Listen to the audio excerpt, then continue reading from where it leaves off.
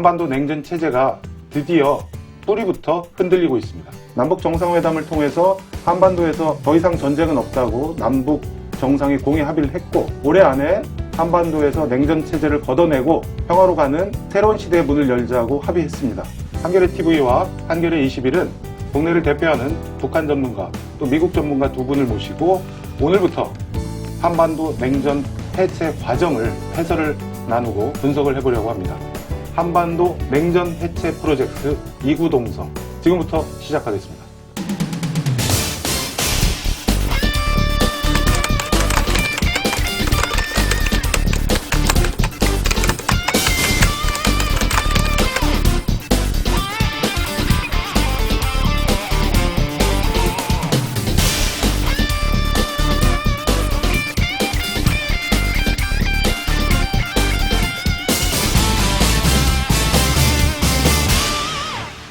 지금 뭐 상황이 워낙 급박하게 돌아가서 사실 어제 녹화를 준비하면서 이런저런 얘기를 해보자고 했던 게 자고 나니까 무의미해졌습니다.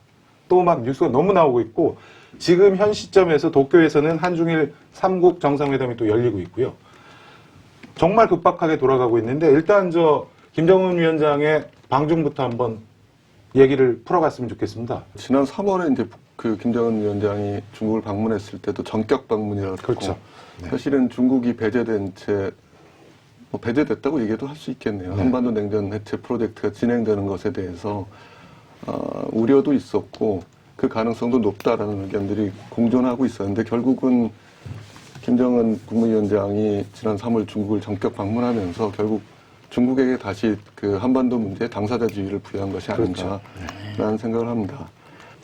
1박 2일이었는데 또 이제 몰랐죠. 저희 언론에서는 전혀 모르고 이제 심증은 가나 물증이 없어서 고민하다가 어제 이제 상당히 바쁜 하루를 보내게 됐는데, 3월 25일부터 8일까지인가요? 김정은 위원장이 네네. 중국을 방문하고 그 다음에 폼페이오 그 당시 국무장관 내정자가 간 게 3월 31일부터 4월 네, 도할주일 전에. 거기서 얘기가 됐고, 네. 거기서 다시 북미 사이에 얘기가 그렇죠. 됐을 거고, 그 다음에 남북이 있었죠.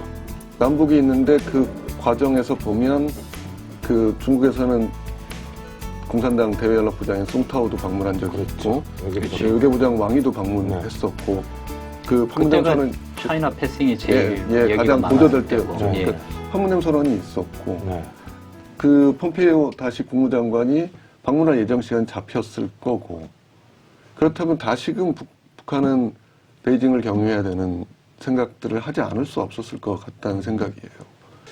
녹화 들어오기 전에 우리 교수님 이번 1박 2일 북중 정상회담과 관련해서 짝퉁 논란을 제기하셨어요.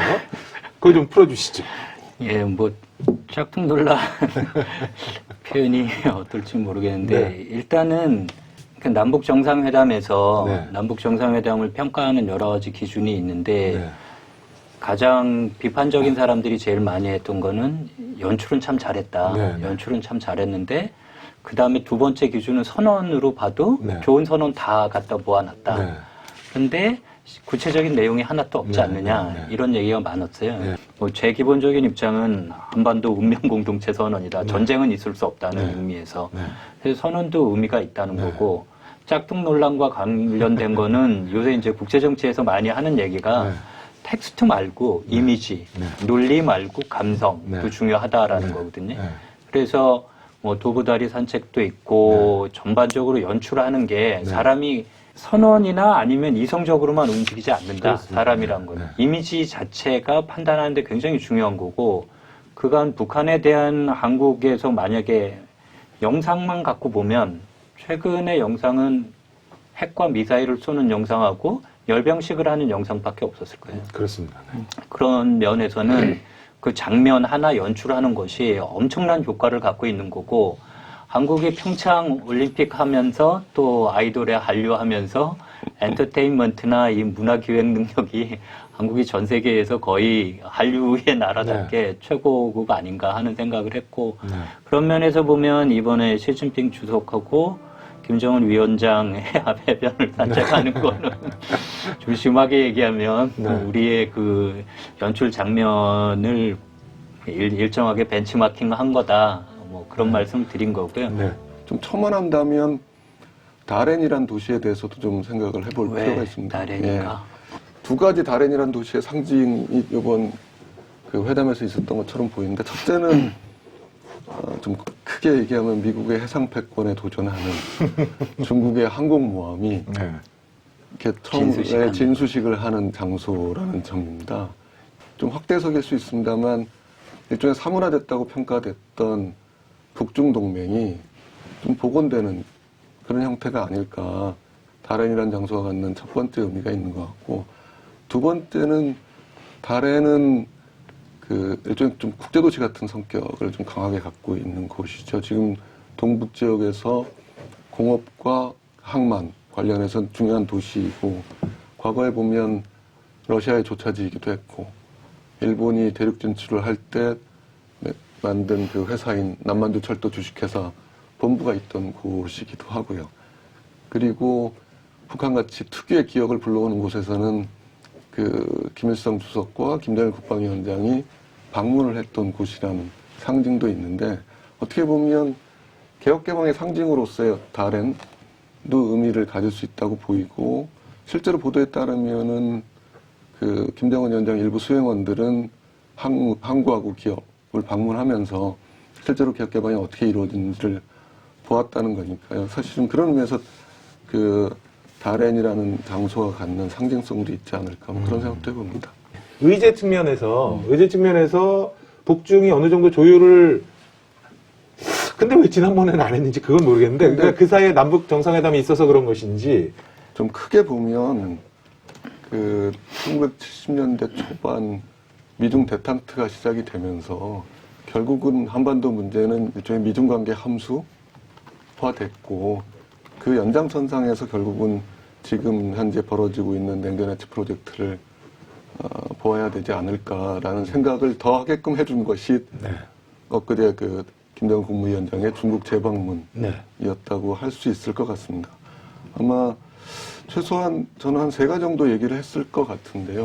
왜냐하면은 그 왕이 외교부장이 얼마 전 북한을 방문했음에도 불구하고 김정은 국무위원장이 직접 중국에 가서 시진핑 주석을 만나서 무언가를 얘기해야 됐다라고 생각한다면 한 3가지 정도. 첫 번째는 아마 판문점 선언에 대한 뭐 설명이 1차적으로 있었을 것 같습니다. 두 번째로는 그 현재도 진행 중인 그 북미 정상회담에서의 의제가 무엇이 되어야 하는가에 대한 얘기가 있지 않았을까라고 생각을 하고 있고요. 세 번째는 현재 북미 관계에서 그리고 남북 관계에서도 공식적으로 의제화되고 있지 않는 그 대북 경제 제재의 실질적 해제 같은 것들을 의도한 방문이 아니었을까, 뭐 그런 생각들을 좀 해봅니다. 네. 앞에 두 가지는 근데 사실 굳이 김정은 위원장이 안 가도 되는 문제였는데요. 네.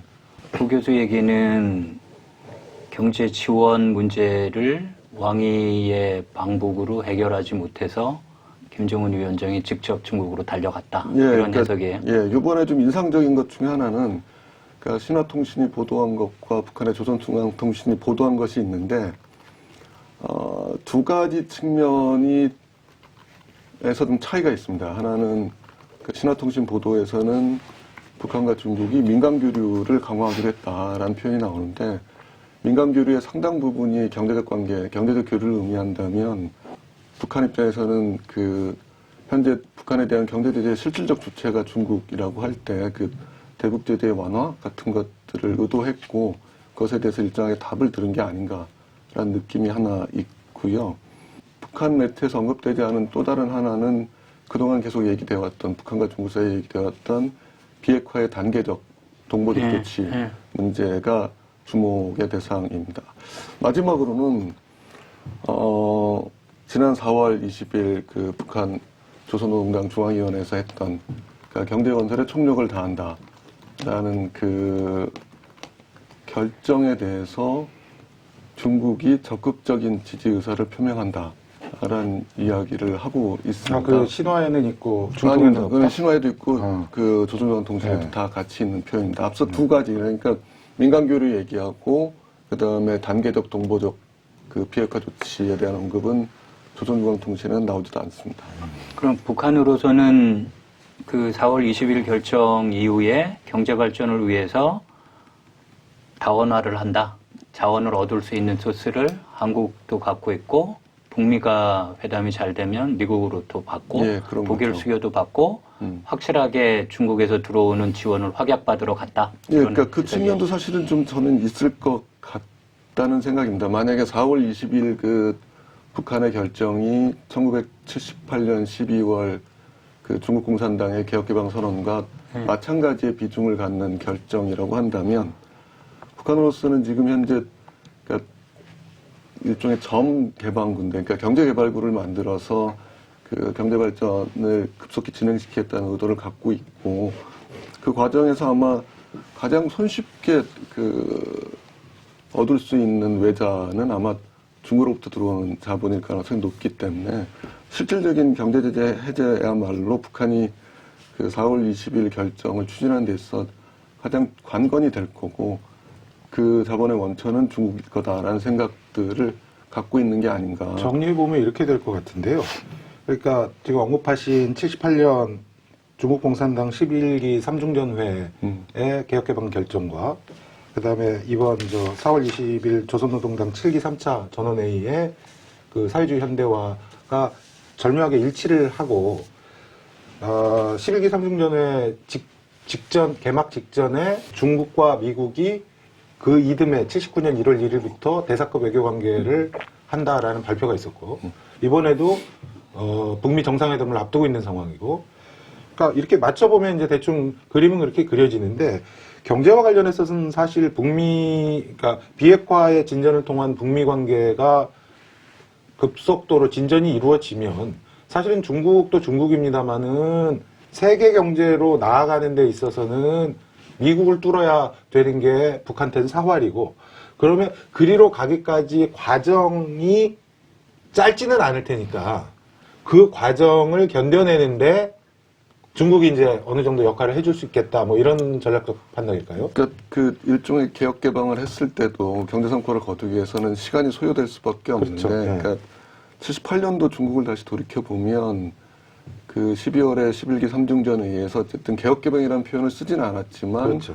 그 노선을 가겠다 비슷한 표현이죠. 사회주의 경제 현대화에 예.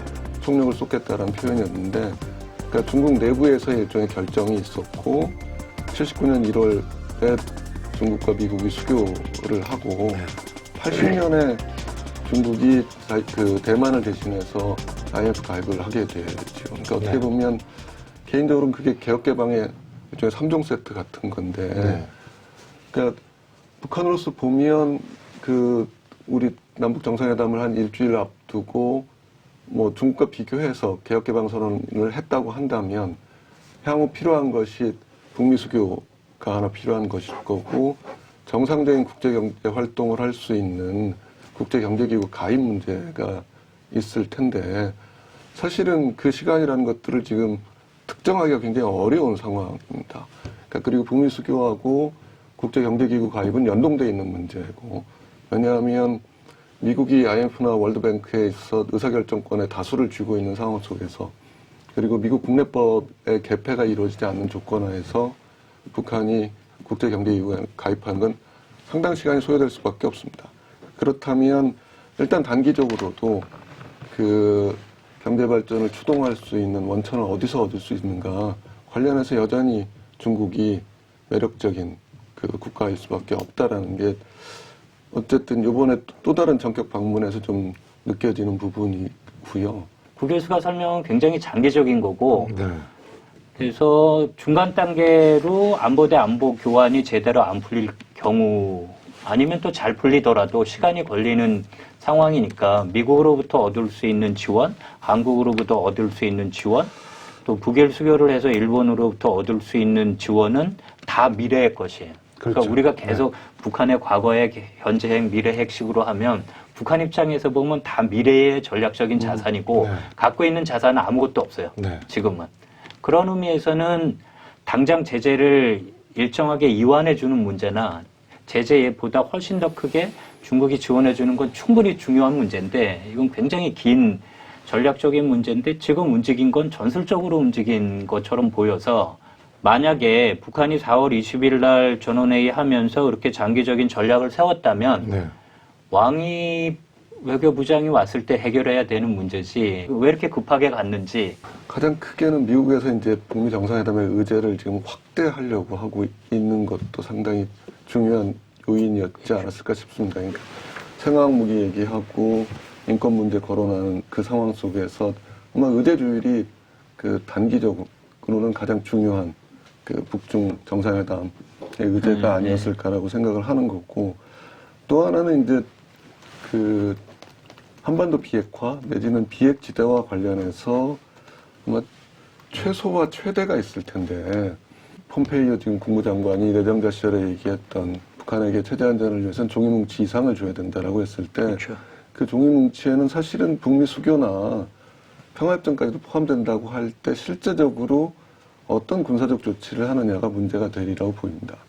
그러니까 저는 최소는 아마 북한이 미국에게 그 비핵화 프로세스에 들어가는 대가로 그 핵 관련 전략 자산의 한반도 전개를 그 안 하는 조건으로 비핵화 교환할 수도 있다라고 생각을 하고, 그걸 얘기했을 거다. 예, 지난번에 저는 가능성이 굉장히 높다고 보는데, 폼페이오 그 갔을 때 김정은 그 정도 얘기는 폼페이오에서 충분히 했을 김정은이 것 거기까지는 같다. 요구했을 거다. 예, 그러니까 비핵화 왜냐하면 프로세스에 들어가는 조건이죠. 조건으로. 예, 조건으로. 그러니까 그게 사실은 저 뭐 전략자산 전개 문제하고 그 저 한미연합훈련 문제하고 등가 교환을 할 수 있는 그렇죠. 거죠. 마찬가지 네, 문제죠. 네. 그러니까 어떻게 보면 지금까지 국면을 이끌었던 시발점이 됐던 한미합동 군사훈련의 중단과 핵미사일 실험의 중단처럼 네, 네, 네. 일종의 등가 교환이 된다라고 생각할 수 있는데, 근데 문제는 최대 비핵지대화도 있을 수 있다라는 거예요.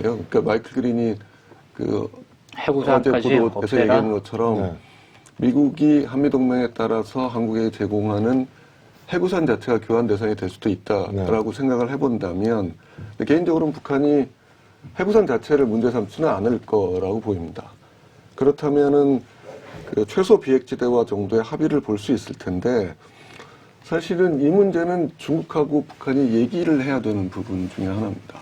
한미동맹의 그 향방과 관련해서 북한과 미국 사이에 중요한 결정이 내려지는 그 의제가 될 수 있기 때문에, 사실은 북한과 중국이 정상회담의 의제가 그 의제로서 예를 들어서 핵 관련 전략 자산의 한반도 전개 그 정도에서 합의를 본다고 북한이 얘기했을 때 사실은 중국이 또 동의할 수 있느냐, 그 문제는 여전히 있는 거죠.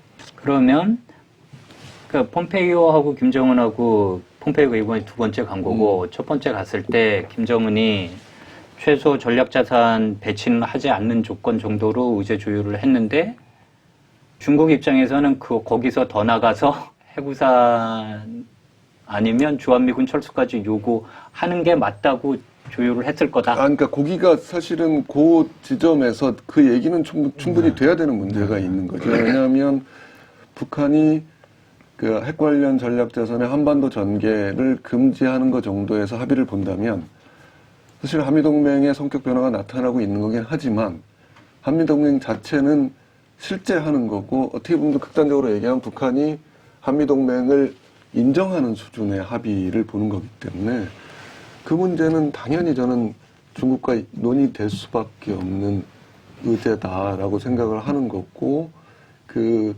폼페이오 국무장관의 방북 직전에 사실은 시진핑 주석을 만난 거니까 할 수 있는 얘기는 바로 어떻게 보면 북미 정상회담에서 비핵화의 대가로 미국에게 요구할 것들을 그 북한과 중국이 얘기한 게 아닌가, 이번 전격 방문은. 그러니까 경제적인 문제가 굉장히 장기적인 문제일 수밖에 없고, 근데 실질적으로도 만약에 중국이 제재를 공식적이지는 아니지만 일정에 완화한다면 북한으로서는 만족할 만한 그 상황일 수도 있기 때문에 그것들을 원하는 측면이 하나 있지만, 핵심으로는 저는 비핵화 교환하는 품목에 대한 의제 조율을 그러면 이렇게 되는 거예요. 그러니까 북한 입장에서는 보험을 드는 거고, 네. 중국으로부터의 제재의 실체적인 이완이나 아니면 장기적으로 그 경제 지원에 대한 보험을 드는 거고, 그럼 그 대가로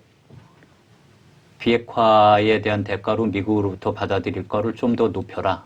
근데 모르겠어요. 저는 좀 더 높이기는 쉽지 않을 것 같아요. 그러니까 북한으로서는 그걸 높였을 때 이 협상이 결렬될 가능성이 굉장히 크다는 걸 알고 있을 거고, 그렇다면 낮은 수준의 비핵제단을 간다고 했을 때도 중국 일정에 좀 동의해주는 그 과정이 좀 필요하다는 거죠. 만약에 지금의 우려처럼 중국이 항구적인 한반도 평화체제의 일종의 좀 방해꾼이 될 수 있는 측면이 사실은 좀 있다라는 우려도 나오고 있는데, 왜냐하면 그 초기 프로세스를 보면 중국이 당사자로서의 지위를 얻지 못했던 거였기 때문에, 근데 이제 그 과정에서 어쨌든 그 김정은 위원장의 중국 방문, 그리고 이번 또 방문을 통해서 사실은 중국의 당사자의 지위를 얻은 상태이고, 그 속에서 북한이 미국과 교환하고자 하는 것들에 대해서 일정한 양해를 구하는 절차였을 수도 있다. 뭐 그런 생각도 좀 해보는 편입니다.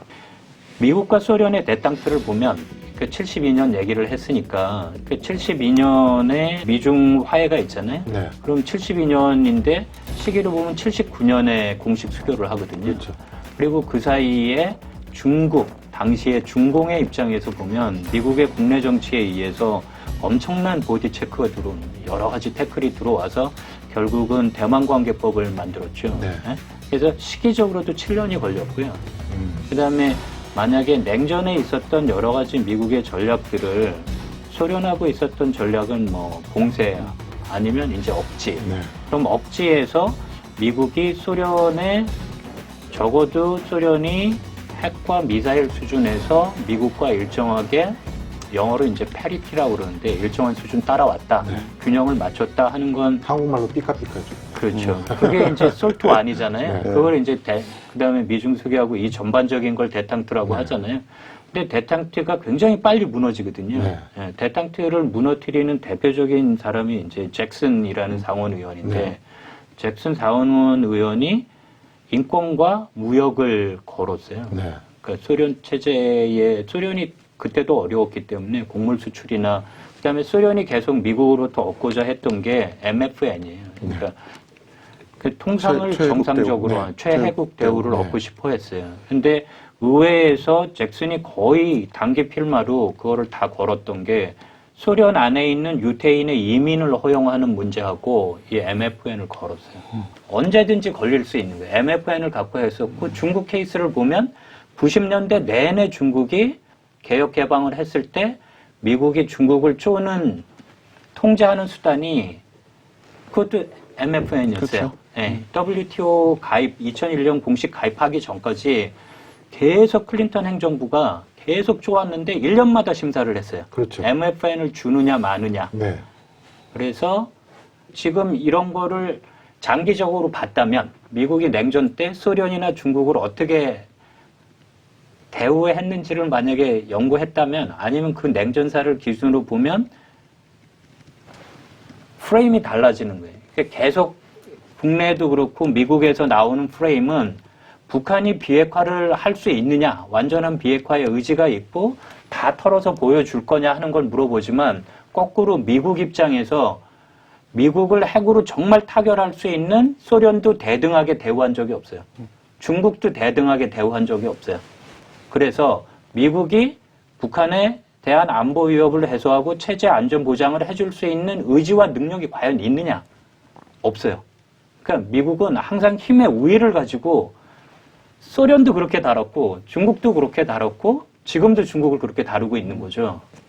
그래서 역사상 없는 케이스라고 저는 봐요. 미국이 제3세계에 대해서 했던 건 한국 같은 경우에는 그냥 요새 시쳇말로 애들 하는 말로 하면 근대화해라 가르쳐주는 거였죠. 네. 항상 원종주의적이고 네. 지적질하고 가르쳐주고 잘한다 칭찬해주고 정도고 나머지는 다 군사적으로 개입하고 점령하고 관계를 유지해 나갈 거예요.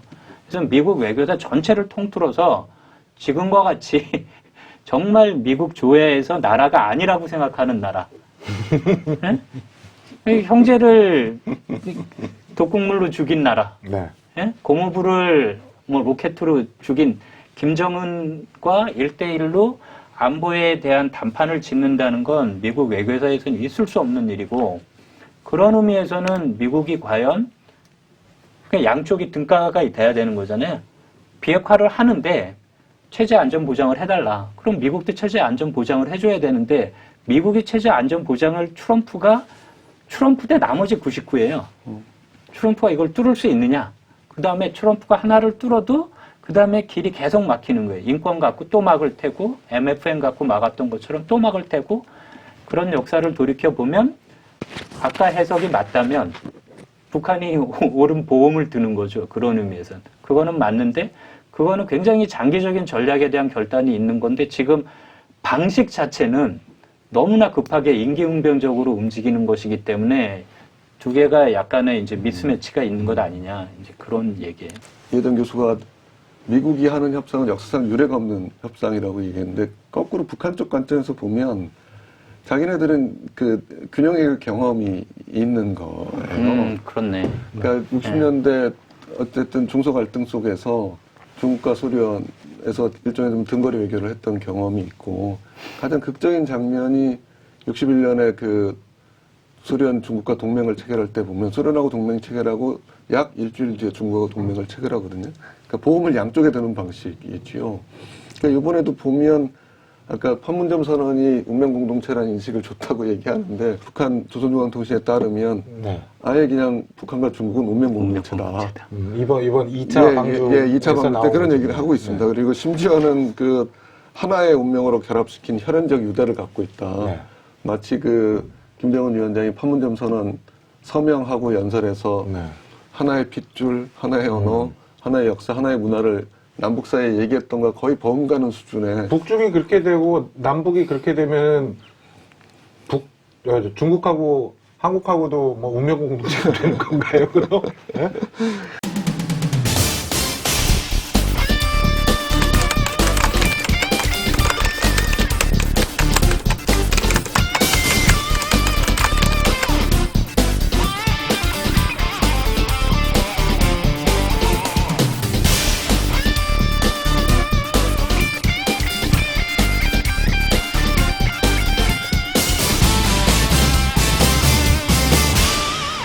자연스럽게 폼페이오 국무장관의 방북으로 좀 넘어가 봤으면 좋겠습니다. 이것도 역시 막 어제 오늘 새 알려지고. 예. 근데 참 재밌는 게 폼페이오 장관이 3월 말 4월 초 방북할 때는 CIA 국장으로서 막힌 길을 뚫러간 거였거든요. 이번에는 국무장관으로, 그러니까 국무장관이 외교를 하는 거니까 예. 정상회담을 실제로 준비를 하러 가는 거거든요. 그 폼페이오의 이번 두 번째 방북도 그렇고 그 사이에 있었던 일, 특히 지난 5월 3일이든가요, 그 취임식 할 때 PVID라는 새로운 조어를 내놔가지고 국내 일부 보수 언론에서 굉장히 좋아했죠. 이전과는 다르다. 평가를 좀 미국 쪽 내부 사정을 가지고 좀 평가를 좀 해주십시오. 예, 뭐 제가 따로 정보가 있는 게 아니니까 그냥 나와 있는 국무부 웹만 갖고 일단 네. 보면 우리 4월 27일 날 남북 정상회담하고 그 다음에 4월 28일인가 폼페이오가 미국 언론과 네. 인터뷰를 한 게 있거든요. 네. 그게 거기에서 보면 ABC 방송하고 인터뷰를 했는데 예. 디스윅이라고 네. 우리로 치면 이제 주말에 일요 시사 진단. 이때까지는 CBID예요. 네. PBID라는 표현이 없더라고요. 네. 예. 그래서 일단 그리고 5월 2일인가 그 국무부 이제 취임하면서 네. PBID가 처음 나온 거거든요. 네. 그래서 PBID가 나온 그 트랜스크립트만 갖고 보면 네. 강조점은 계속 일관적인 이란 핵협상을 깨면서 계속 나오는 네, 거기 네. 때문에 일관적인 건 이란 핵협상은 나쁜 거래이기 때문에 배드딜이기 때문에 깬다라는 거고 지난 25년간 해왔던 방식은 쓰지 않는다. 네. 그리고 배드딜은 나쁜 거래는 우리의 옵션이 아니다. 선택지가 아니다라는 게 아주 일관된 표현이거든요. 그래서 제 해석은 글자 그대로 해석해 주자. 요새는 네. 하도 헷갈리니까. 네. 그리고 아는 거는 사실 북미 정상회담에 대해서 아는 거는 결과는 오로지 두 사람밖에 모른다. 그렇죠. 두 사람도 모를 거다. 네. 지금 자기 마음 계속 잡아야 되기 때문에 김정은 트럼프가 하는 건데 두 사람만이 결정할 수 있다는 얘기는 폼페이오 얘기예요. 네. 아니, 폼페이오가 그 지금 둘 중에 하나에서 한 얘기라. 그래서 그 PBID가 처음 나왔을 때 문맥만 갖고 그대로 보자. 문맥은 뭐냐면 절대 우리가 실수하지 않는다. 그렇죠. 라는 의미에서 다르다라는 거고, 그게 이제 취임사에서 나온 건데, 취임사에서 했던 문맥은 대통령이 하고 있는 미국 제일주의 아니면 미국 우선주의의 외교 정책을 자기가 실현하러 왔다라는 그렇죠. 거거든요. 네. 그리고 그 여러 가지 이제 얘기 중에 한반도에서 새로운 역사적인 기회가 있다. 네. 그 다음에 지금까지 했던 방식과 전혀 다른 방식이다. 네. 잘못된 거래는 있을 수 없다. 네. 라고 하고 PBID가 나와요. 그렇죠. 그래서 제 생각은 이 직접적인 오디언스는 소위 베이스라고 하는 트럼프를 지지하는 핵심 지지층이 직접적인 오디언스고, 트럼프가 하라고 하는 대로 받들지 않는 폼페이오는 있을 수가 없어요. 그렇죠. 예.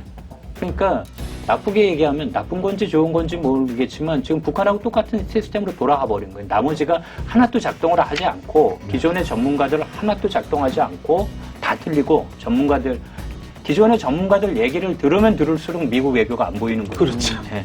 그래서 기존의 전문가들은 다 필요 없고 결국은 한 사람만이 결정할 수 있는데 그 한 사람이 자기 신복을 갖다 심는 거거든요. 네. 적어도 최근 국무장관을 보면 CIA 국장에서 외교를 담당하는 국무부 장관으로 가는 케이스는 거의 없어요. 우리나라도 그렇고 어느 나라도 있을 수 없어요. 그러니까 이거는 미국의 기존 주류 외교 시스템의 철저한 붕괴예요.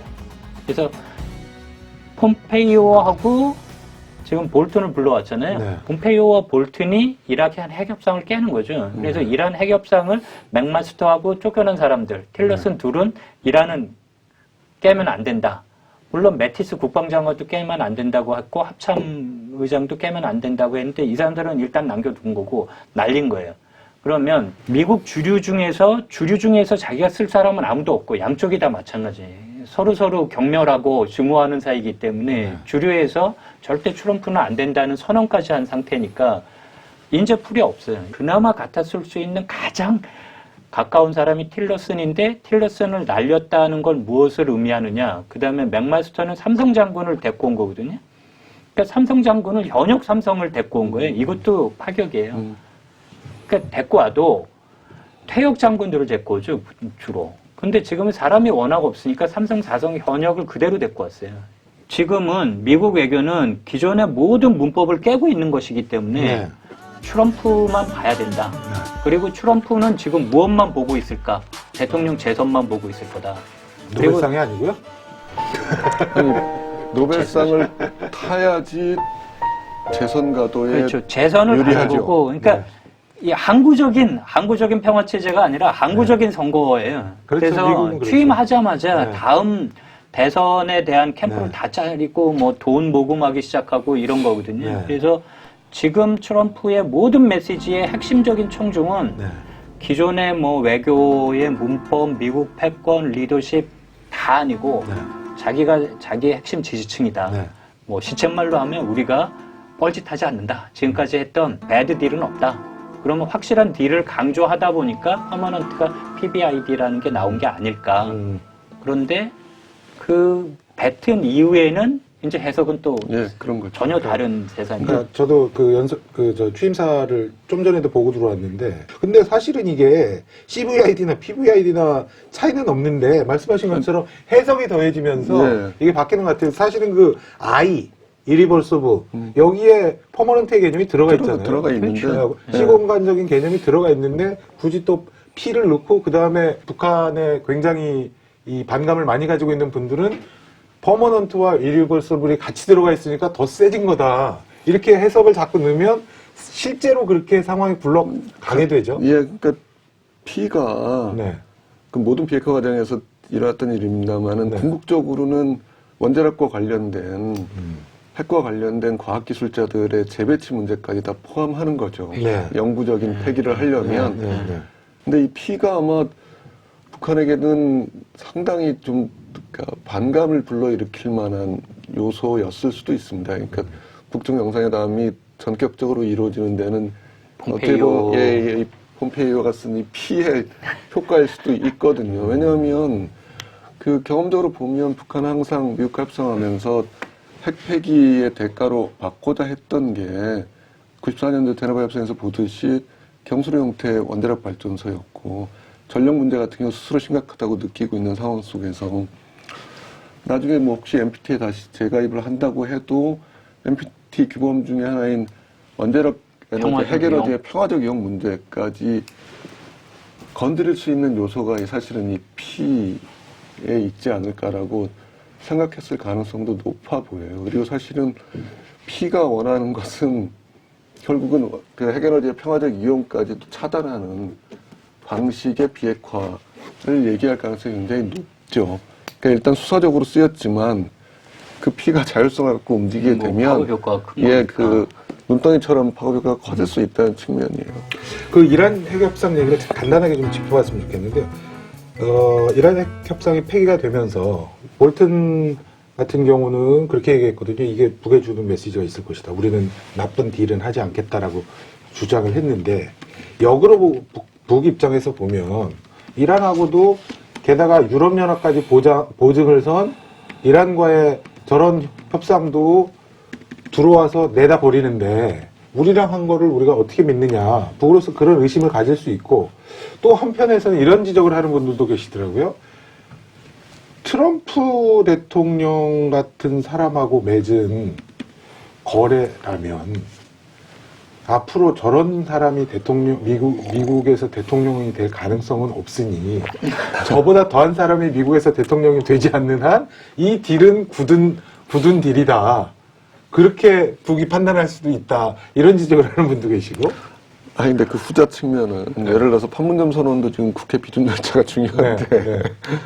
마찬가지로 미국에서도, 의회 비준 과정에서 비준 과정에서 사실은 티격태격 많이 할 텐데, 어렵겠죠. 오히려 트럼프 대통령 하에서 맺은 협정이라는 게, 의회 비준을 통과할지 여부도 장담하기 굉장히 어렵거든요. 그럼 우리는 이번 중간선거에서 트럼프 대통령이 이끄는 공화당의 압도적인 승리를 기원해야 되는 건가요? 그거보다 아까 미국에서 있는 그 트럼프에 대한 찬반 논란, 트럼프 쪽의 입장하고 그거를 이제 반대하는, 비판하는 사람들의 논의를 우리 입장에서 새롭게 담론으로 구성하면, 그러면 제가 갖고 있는 의문은 이게 깨지면 안 된다고 주장하는 사람들, 핵협상을 계속 해야 된다고 하는 사람들의 가장 큰 근거는 그 브레이크아웃 타임이라고 얘기하는 거잖아요. 이란이 마음을 먹으면 이제 핵무기를 개발할 수 있는 시간.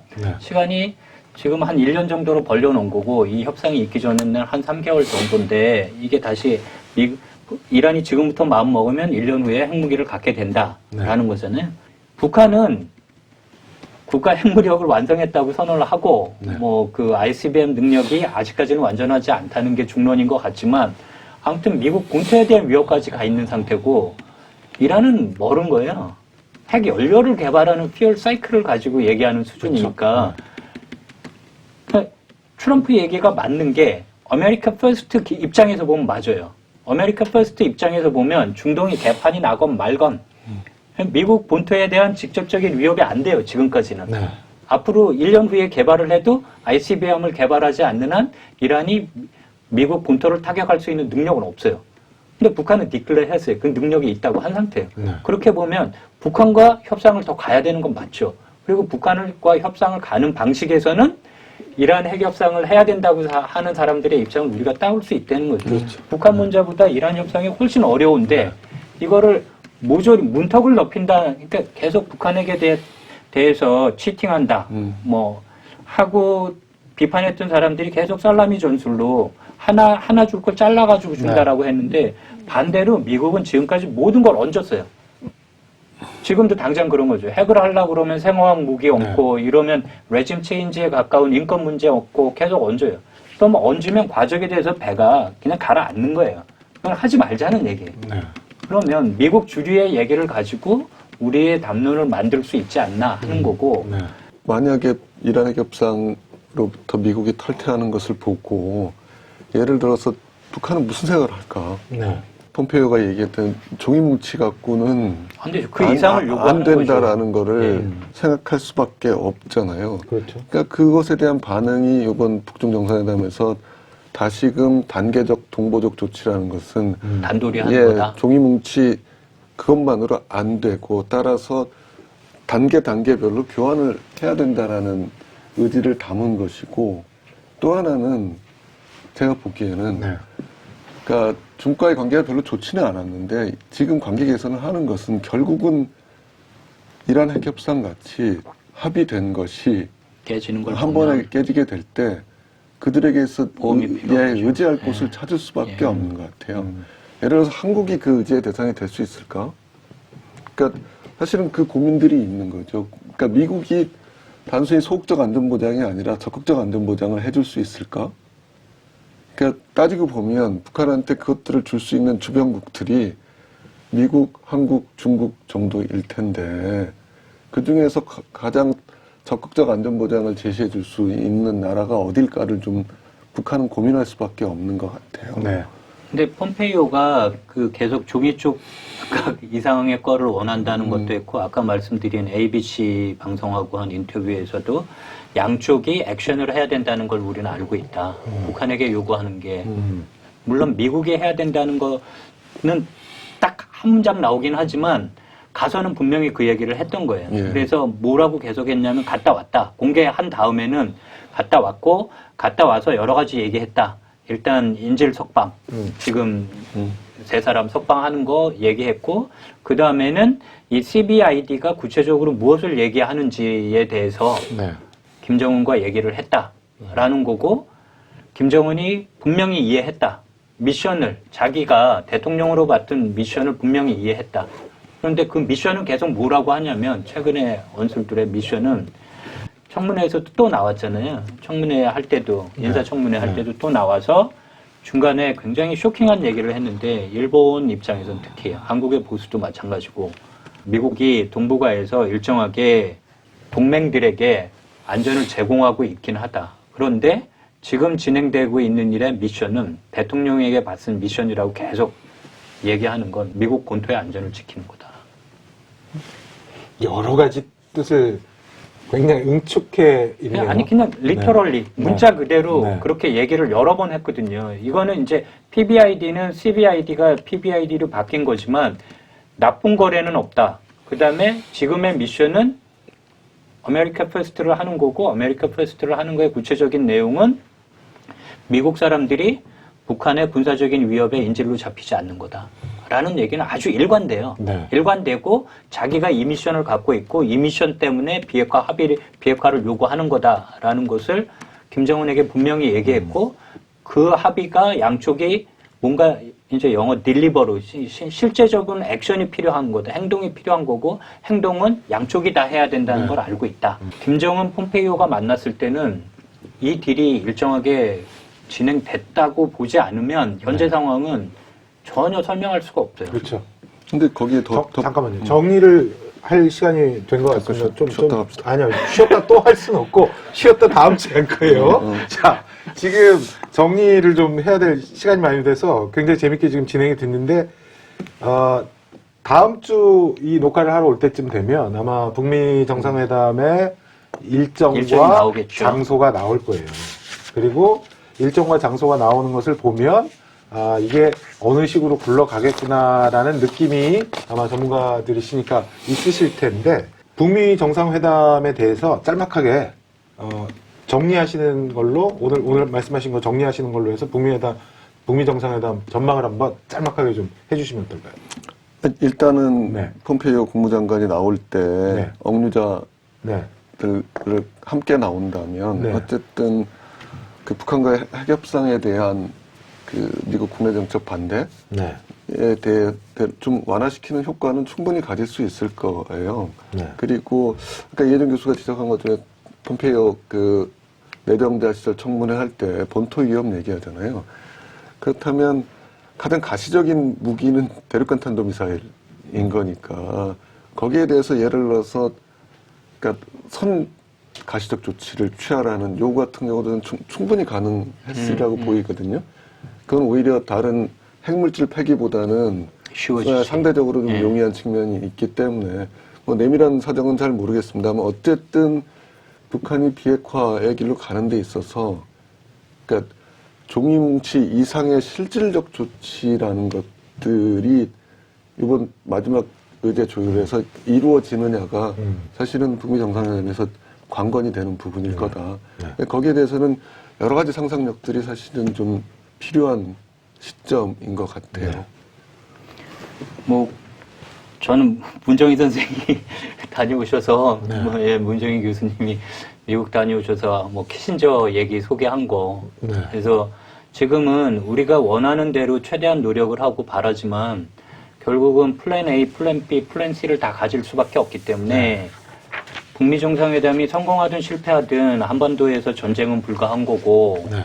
플랜 B, 플랜 C까지 종합적으로 생각해야 된다라는 말씀 정도 드리고, 하나는 오늘 당장 한중일 정상회담이 있었으니까 그럼 한중일 정상회담을 조금 구조적으로 역사적으로 보면 이게 무엇을 의미하는 거냐. 중국이든 일본이든 한국이든 북한이든 미국만 보고 미국을 중심으로 해서 부채살 화살처럼 이렇게 돼 있었잖아요. 근데 지금은 이 각자의 플레이어가 다 플랜 B, 플랜 C를 생각해서 움직이고 있는 상황이죠. 이 프로그램의 이구동성에서 얘기하는 냉전 해체의 첫 번째 단계는 이미 시작됐다. 그리고 되돌아갈 수는 없을 거다. 이 물꼬가 한번 튀었기 때문에 이게 우리가 말하는 베스트 시나리오로 가지 않을 장애물은 상당히 많지만 그렇다고 돌아갈 수 있는 수준의 역사적인 움직임은 아니다. 그러니까 예를 들어서 한중일 협력 같은 경우도 어떻게 보면 뭐 45년, 46년, 뭐 51년 샌프란시스코 체제 이후에 봉쇄돼 있던 것들이었잖아요. 다 뚫린 거예요, 사실은. 예. 근데 한중일 협력 같은 경우 사무국 형태로 제도화 수준은 상당히 높은 편이었는데 사실은 그것들이 계속 진행하지 못하게 했던 가장 큰 요인이 한반도 핵 문제였던 셈이죠. 근데 조금 전에 그냥 신냉전 얘기까지 나왔던 거를 하면 이게 다 뚫린 거예요, 지금. 그러니까 한반도 핵 문제가 풀려가는 조짐이 보이니까 결국은 한중일 정상회담은 다시 복원이 되고 한중일 협력이라는 것들이 진행될 수밖에 없는 상황으로 가고 있는 셈이죠, 사실은. 네.